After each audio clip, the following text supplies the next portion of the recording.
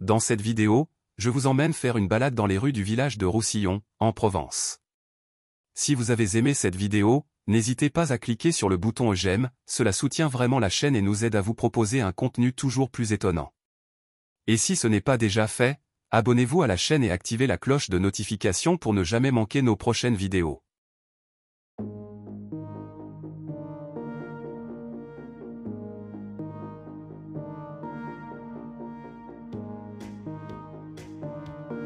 La renommée de Roussillon repose sur ces terres exceptionnelles, imprégnées d'oxyde qui offrent une palette de couleurs uniques, allant du violet profond au jaune presque vert, en traversant toutes les nuances de rouge, de rose et d'orange. C'est pourquoi il est conseillé de visiter Roussillon en fin de journée, lorsque le soleil caresse les façades sous un ciel bleu intense et révèle toute la richesse de ses teintes éclatantes. Tournons à gauche, sur la rue Casteau. Cette rue centrale, sinueuse, mène à la place centrale du village. Bordée de galeries d'art, de boutiques de produits provençaux et de belles maisons datant des XVIIe et XVIIIe siècles, elle offre un charme pittoresque. Le village de Roussillon est un enchantement continu, avec ses ruelles étroites et ses maisons imbriquées aux façades or. Nous arrivons sur la place de la mairie.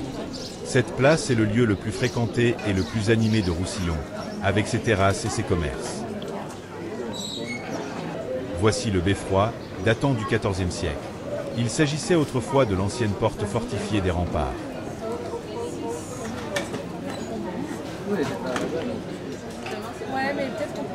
Il ne reste presque plus rien des remparts médiévaux de la ville. Au fil du temps, les habitants ont démonté ces murs afin de récupérer les pierres pour d'autres constructions. Par ailleurs, les glissements de terrain sur la colline ont gravement endommagé les vestiges encore présents, notamment lors des glissements majeurs de 1923 et 1925, qui ont également entraîné la destruction du jardin de la cure.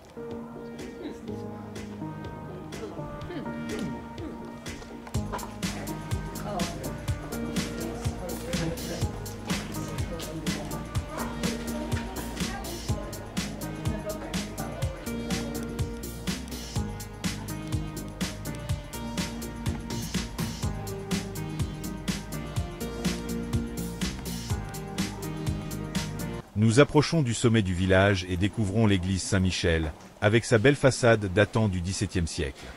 Construite au bord d'une falaise sujette au glissement de terrain, notamment lors de fortes pluies, elle a connu de nombreux problèmes au fil des années. Vers 1965, elle fut même fermée pendant plusieurs années, le temps que des travaux soient entrepris pour stabiliser sa base et éviter qu'elle ne s'effondre.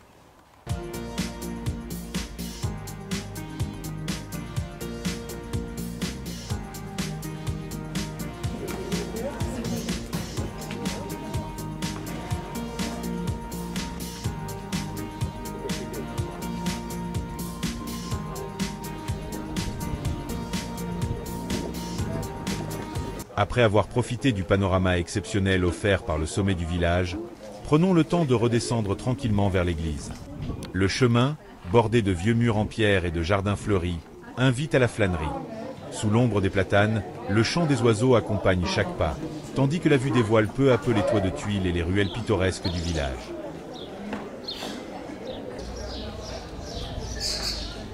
N'hésitez pas à faire une pause pour admirer une fontaine ancienne ou à écouter une anecdote sur l'histoire des lieux. Au fil de la descente, laissez-vous imprégner par l'atmosphère paisible et la beauté des paysages qui vous entourent.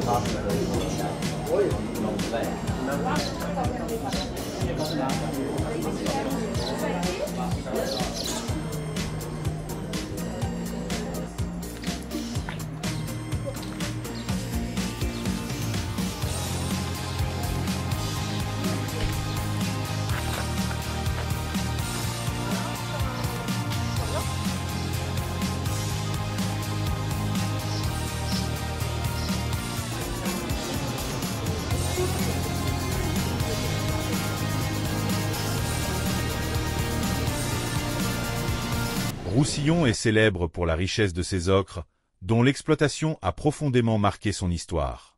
Depuis la fin du XVIIIe siècle, de grandes carrières y ont été exploitées, employant jusqu'à 1 millier de personnes jusqu'en 1930. Pour la suite de la vidéo, je vous emmène à la découverte du sentier des ocres. À travers quelques plans, nous aurons l'occasion d'en apprendre davantage sur la fabuleuse aventure de l'exploitation des ocres à Roussillon. Le sentier des ocres est un site payant accessible depuis une allée qui part du parking des ocres et longe le cimetière. Il faut environ 10 minutes à pied depuis le village pour rejoindre l'entrée.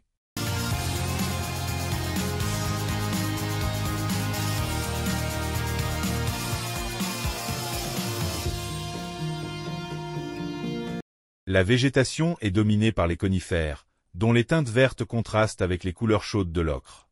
Ici, le pin d'Alep côtoie les nuances éclatantes de l'ocre, créant un tableau naturel unique. La zone est protégée, il est donc interdit d'escalader les falaises ou de prélever des échantillons d'ocre. On ne peut s'empêcher de s'émerveiller devant les couleurs éclatantes et les paysages insolites façonnés par 2 siècles d'exploitation des ocres et le passage du temps. Enfin, un conseil pratique. Lors de votre visite, il est préférable d'éviter les chaussures blanches ou claires afin de ne pas les tacher avec l'ocre. Si vous avez déjà visité ce site, n'hésitez pas à partager votre retour d'expérience. Laissez-nous un commentaire et dites-nous si vous avez aimé votre balade sur le sentier des ocres.